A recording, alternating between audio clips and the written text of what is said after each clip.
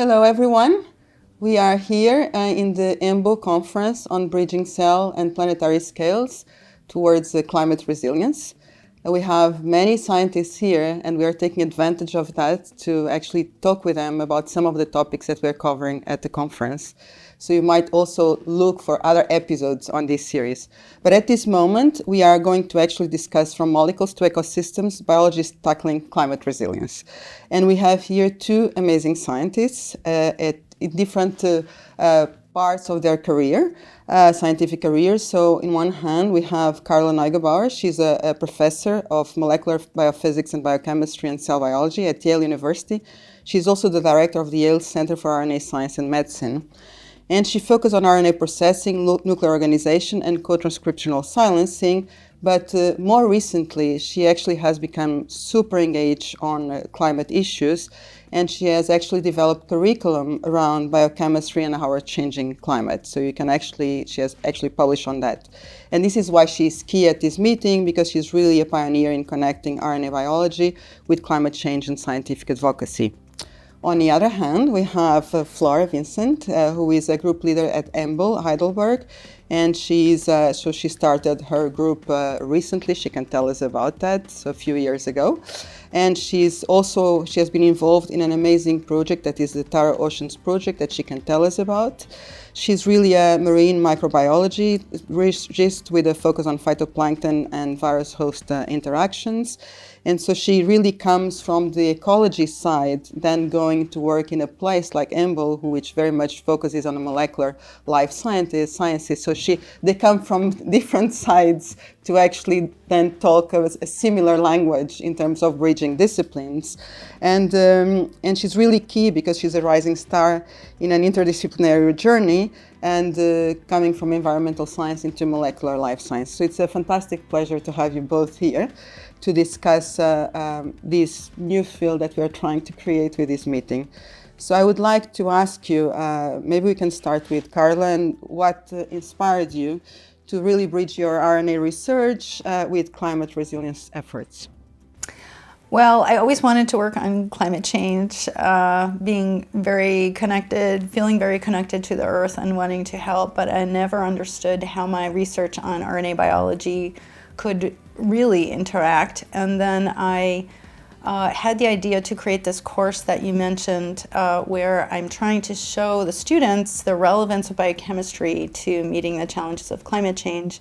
And that includes two aspects. One is understanding how organisms will experience climate change. They're changing the temperature, the pH, and the salt. That's biochemistry. How are the molecules going to respond? And then on the other hand, we know about protein engineering that can help us to evolve new enzymes for renewable materials. So I was trying to bring across to the students how important it is to become biochemists.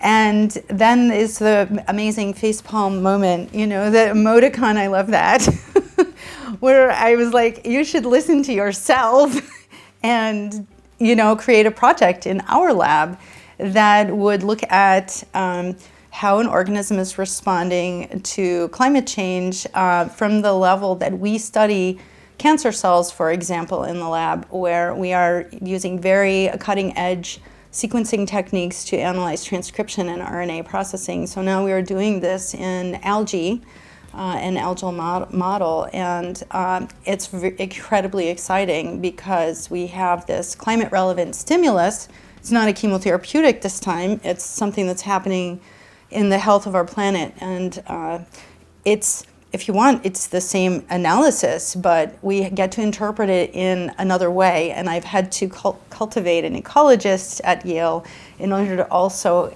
come across the physiological relevance for the algae. And so this is forcing conversations like the way you described, where you have to learn enough to have a great conversation with someone from a completely different discipline. It's incredibly exciting. I've never been so excited. Very cool. So Flora, how did you come from a different field, from marine ecology? How did it happen that you suddenly are working in a molecular life science institute, and how do you feel about it? So I was actually trained as an environmental engineer originally, but I always had a strong passion outside of work for marine environment, for the marine environment. And at some point I decided, okay, between my passion for science and my passion for the marine ecosystem, it might be a good idea to actually become a marine scientist. But it turns out that throughout my PhD and my postdoc, I was always surrounded by people that were not marine scientists. So my PhD in Paris and then my postdoc at the Weizmann Institute, I was always in labs that were doing marine microbiology, but often in departments that had no other marine ecologist. And I always saw this as a really amazing source of innovation, to actually talk with people that don't come from the same discipline, that often apply methods that we don't yet have in marine microbiology. And I always thought that, the day I want to open my own lab, I would love to open the lab in a place where I'm surrounded by people that don't work on what I work on, that work on, traditional model systems, that use very different types of approaches. And by coming in with a very strong biological question and to some extent good expertise in the system that I'm interested in, which is phytoplankton, then you can really borrow concepts, questions, obviously methods, and then apply them to the system that you're interested in, which is basically what brought me to EMBO.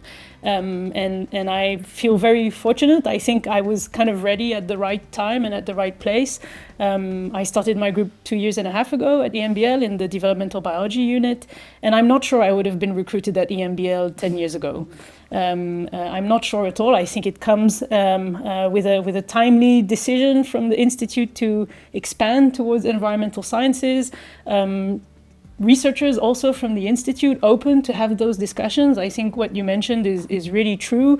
Developing this common language, even for me, I had to reactivate knowledge that went back to my undergrad. The first time I heard MTalk again, I was a bit like, wow, this sounds very old, but through patience and I would say mostly, common passion for amazing biology is what motivates all of us to take the time to sit around the table and to teach each other from our respective fields. Very cool. So can you, both of you, maybe starting in with Karla, share a discovery from your lab that really makes this interface between, the molecules and the climate resilience?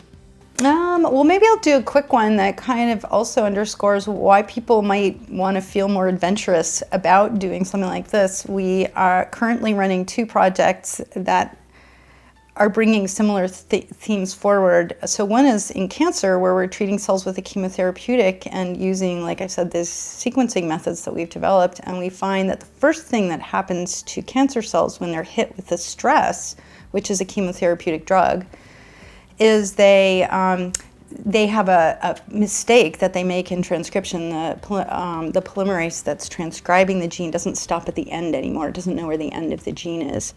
And at the same time, when we look at changing the temperature on the algae, the first thing that we notice happening in the algae is a change in another activity processing the RNA at a very short time scale. And so we can start to use the same methods to really understand the really early responses of the cell within the nucleus. So without waiting for, say, longer pathways that require hours to make new proteins, you can start to see the immediate responses that give you kind of a new insight into how you set off on that new path. It's very cool that it also can apply to many different areas. That's right. Super nice. Flora? Yeah, I might talk about some work from the postdoc, where back then I was working on the impact of viral infection on phytoplankton. And I've had this small obsession of trying to see how we can actually quantify the impact of viral infection on ecosystem processes in the ocean. But one of the main bottlenecks that we had in marine microbiology is that we were really unable to assess whether or not individual cells were actively infected by viruses. And in my case, I was working on giant double-stranded DNA viruses that infect eukaryotic algae. And so in the lab, we started by developing a method which basically labels individual molecules of messenger RNA, so through in situ hybridization. And in particular, we were targeting the major capsid protein of viruses viruses that get transcribed upon viral infection. So if you actually detect this mRNA within an individual algal cell, it means that viral infection is happening. And so we started by developing this in the lab, and it was very nice because we learned a lot about the life cycle of the giant virus that infects this bloom-forming algae.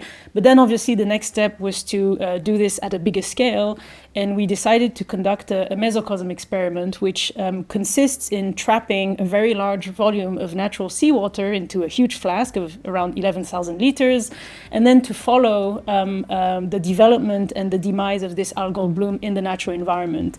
And so we quantified active viral infection in this process through time over the course of 1 month.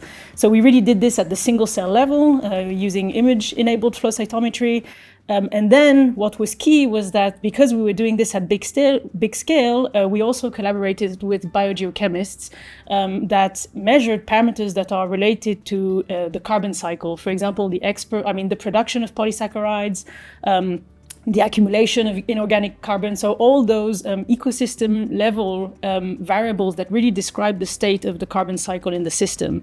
And so that was really key because modeling those carbon cycles is actually really complicated from a really climate perspective. And one of the reasons is that we really lack numbers at the single cell level of, how many cells in a bloom are being infected? What is the rate at which those cells will produce carbon when they are infected by a virus or not? And so this was kind of a first step in providing those numbers of looking throughout a bloom how many cells actually get infected.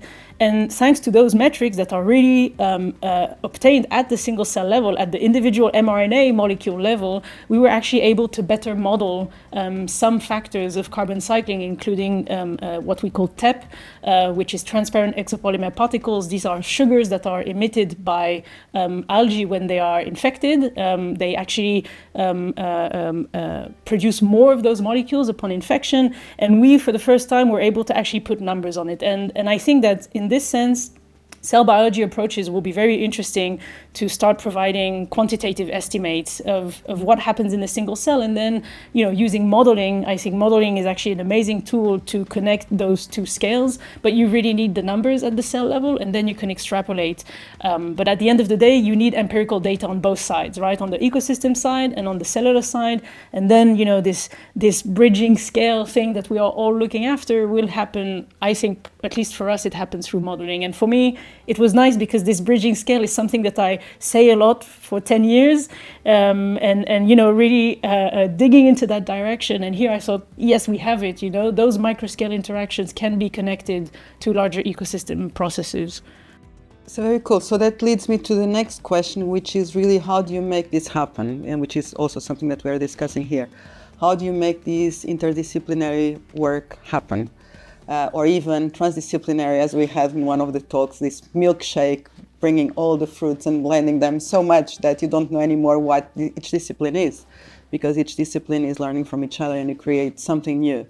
So from your experience, what are the key ingredients that would make this happen? I mean, I guess you are in a place where you're trying to do this. You also, so what would you, starting with you, Flora, what do you think are the key ingredients? Well, I think it depends at which scale, right? You can always make it happen. If you have a motivated researcher in a completely different field that wants to reach out to other scientists that are open-minded enough to have a discussion, this can always happen. So I think, first of all of us can make it happen at an individual scale.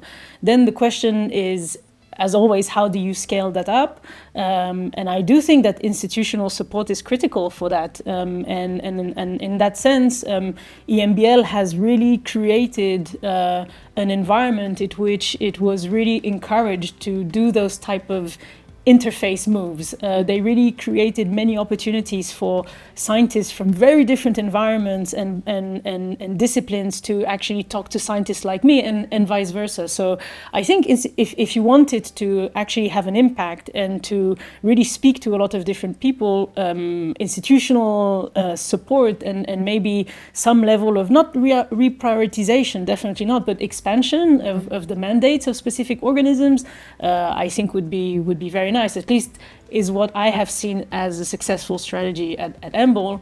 So that would be on the institutional level, and then for sure, how we educate our next generation of scientists to show them that cell biology and developmental biology and structural biology can lead you to very different outcomes than what we traditionally think of.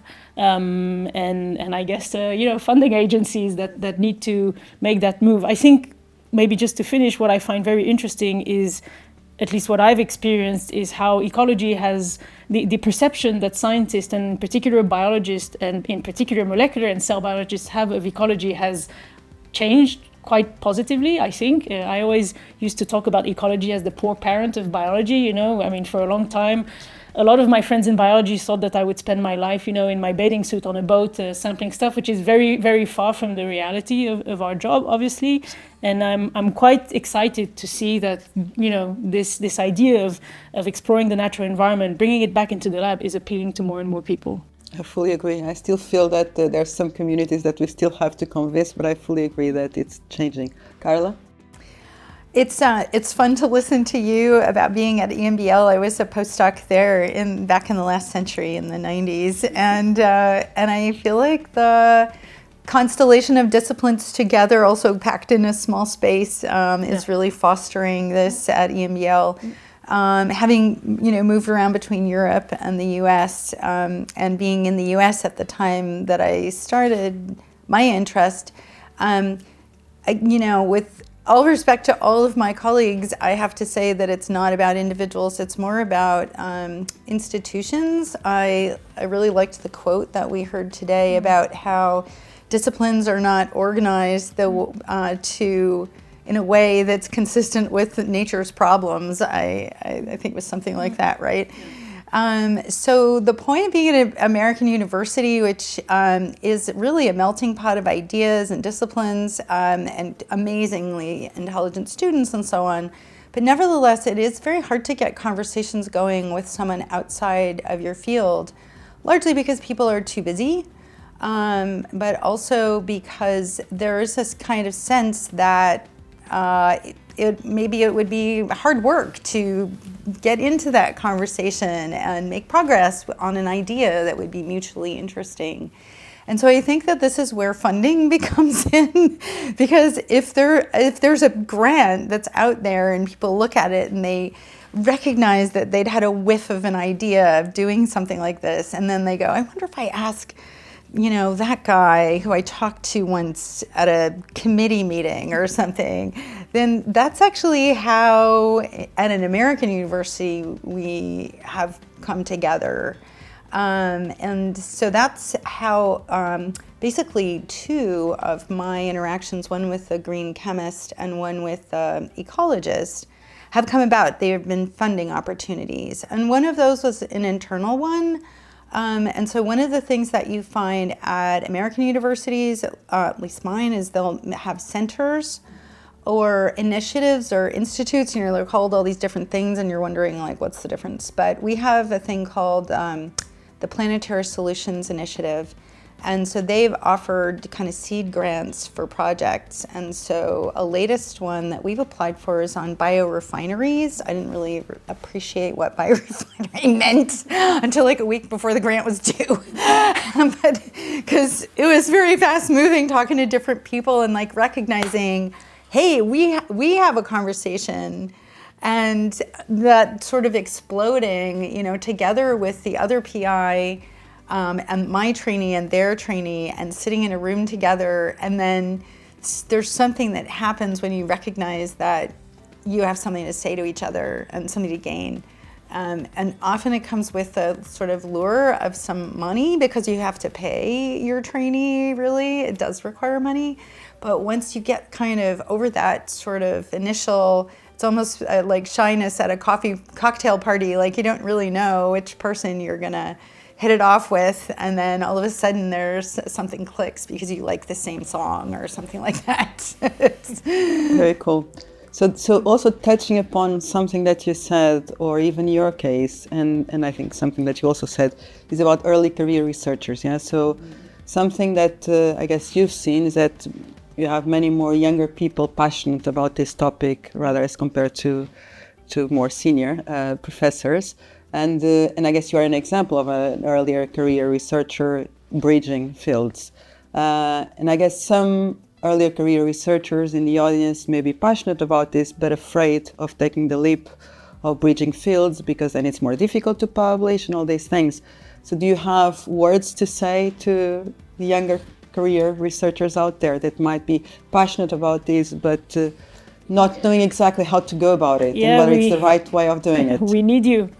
We deadly need you. I mean, I really think that we need really different sets of expertise and way of asking questions and considering problems to tackle ecological questions, be it biodiversity decline, climate change, or just pure basic science. I mean, I know I represent more the ecology and maybe the climate, but I don't really consider myself as a climate scientist per se, because I'm actually more into basic science of microbial interactions in the ocean, understanding how they function, how they evolve, of course, how they confer some level of adaptive significance, but I really consider myself as a basic scientist. I mean, a scientist in basic science.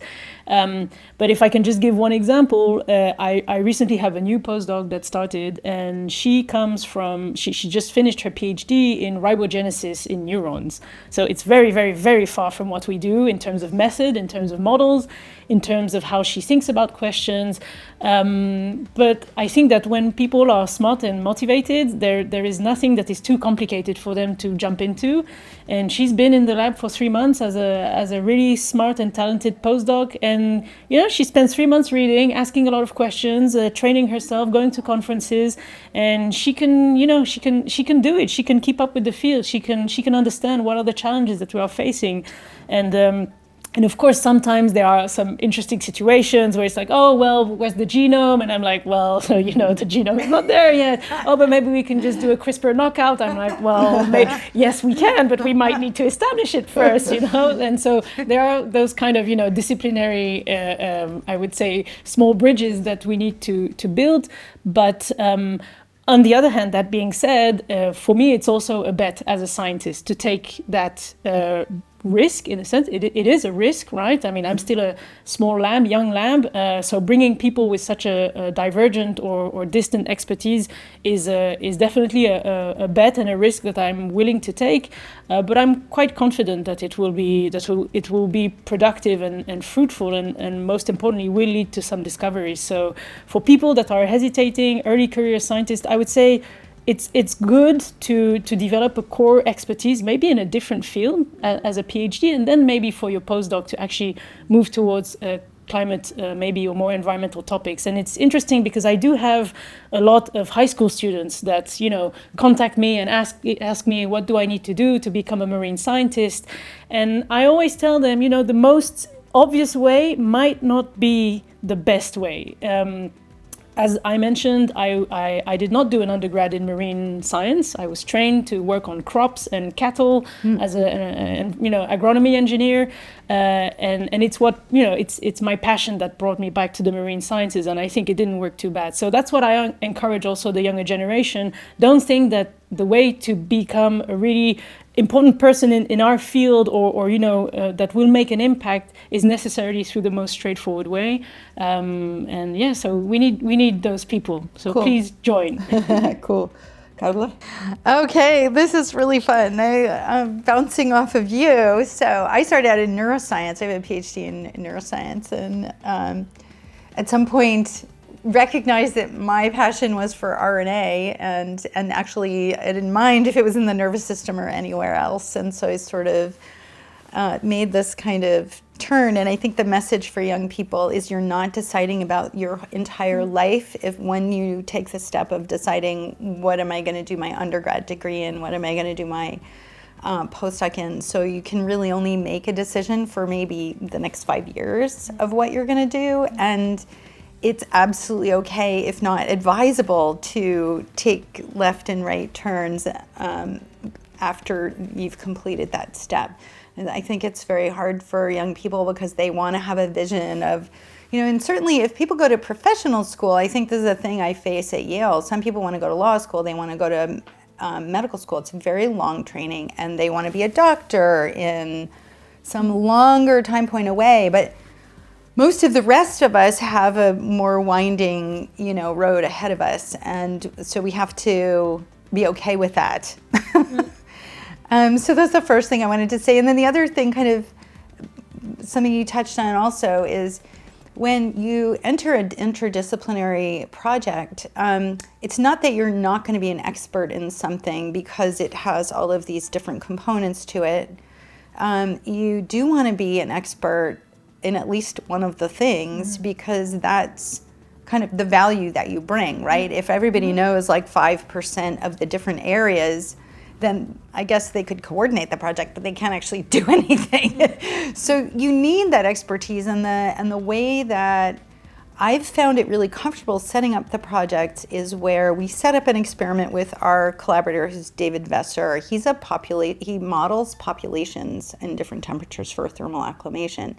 And as he said, and I'm going to say in my seminar this afternoon, he said, we don't know anything about what's going on under the hood, in the algae. We just know how many algae there are in the solution. And so he's really good at the modeling. We don't expect ourselves to learn modeling or population ecology. That's not our expertise. But we're asking the questions and setting up the experiments. So we providing him and his modeling really crucial information that he's lacking, but at the same time, for our own individual question about RNA processing, to all alone, like even if something happened to him and we couldn't do the modeling, we would still get something amazing out. It's about alternative splicing, or do you know what I mean? Like, to construct the collaboration so that everybody wins, kind of no matter what, and it's biology. Sometimes the bottom falls out of some aspect of the project, but then you don't want anyone to kind of be standing there holding the bag and not having something cool to come out of it. So I think that's comforting when you enter into the project, when you're the trainee. It's one thing for me to sit in my office and say, no, we're going to do this. But it's the trainee is really investing themselves 100% into the project. So it's really important for them to understand that they have a really cool project even in our area of expertise that's going to synergize with another area. Cool. So I have a final question, which actually is two questions in one, and then you may wish to answer in one way or the other. So it's about what expectations do you have for the meeting and how you expect to contribute. But at the same time, I would like to hear from you whether there is a message, if there is a funder listening. Is there anything, any particular initiative that you think would be very useful for this field or not? Flora? I could do my first thought. She's still thinking. Yes, go ahead. We can have maybe a couple of stabs at this. Okay. Go ahead. So one of my first things is for funder not to expect entirely translational results. If you want it to be interdisciplinary and bring new people in, they're coming from a discipline that hasn't traditionally been invested in an area, and this has come up before and been stated by others in the meeting, I think even yourself, is to not expect as a milestone or an outcome of the grant that's very, every grant is fairly short term, that you would have a product or a company at the end of this, that it can be that depending on the goal, there would be bigger investment at the front end, and that they would, be able to see scientific milestones as important as a kind of vision of what could eventually be. Like, I think Pam drew a parallel with the chemotherapy, Gleevec. This is exactly the chemotherapeutic we're working with, ironically. But, the people gained the idea that there could be a chemical inhibitor of cancer, but it didn't happen in 2 years. So. I also agree with this statement of, if a funder is listening, like, they should really make sure that we continue funding basic science. I think one of the most widely used tools in cell biology, which is GFP, was discovered by a scientist that was fascinated by glowing jellyfish. mRNA vaccine came from someone that was fascinated by RNA. 30 years before we actually needed it. And so I often feel that, there are enough funding opportunities for people that want to do translational research. I think what is going to become critical, and I think even more in those times, is to make sure that we do have funding to perform basic fundamental science, to understand, molecular mechanisms of life in context. And this can happen through, funding postdocs that want to do transitions between neurobiology and marine microbiology, by supporting programs that encourage, teams from very different disciplines to collaborate together. But I think as a basic scientist, fundamental research is really dear to my heart, and I can see how it's being, to a certain extent, reduced in different parts, maybe because of the climate emergency, because of many different contexts, and I think this is something we should make sure that we preserve all over the world. So that would be my message. Very good. And in terms of outcomes of the meeting, what do you expect to get out of it? And it's my responsibility to ensure we get it. Do you have one? I'm enjoying just being with others who see the possibilities. I fought for the idea to have this course that I have. I mean, once I did it, I just did it. I just had the course. But there was a lot of skepticism. People thought it was a dumb idea. And so then if you are following people who are taking this approach, and they, not necessarily in your institution, then you come together and you see how they're thinking and their enthusiasm and excitement, then this really helps you to keep it in yourself. I think it's really inspiring. I know that the trainee I brought with me is like having the best time. I was really excited for the future. Yeah. Maybe a postdoctoral program, a postdoctoral fellowship that can encourage some form of residency between cell biology labs and ecology labs. I could see that, a postdoc who's an expert in cell biology going to spend some time in the biological station of Naples to work with some hardcore phytoplankton ecologist. So I could see this as a fruitful way. Because you don't always have the capacity to rewire your whole lab in a new direction, but you do have capacity to host someone that can make that bridge a bit maybe on the so that could be interesting output. I agree with you. It's a simple one. And maybe the last thing that I would expect, and it's more of a request than an expectation, is really we do have incredible ecologists that are around, for a very long time. And one thing that I have seen that I think we should be careful when we enter a new field is to be humble also, to see that we never start things from scratch. It's very rare. The probability that someone else thought about our ideas before is actually quite high.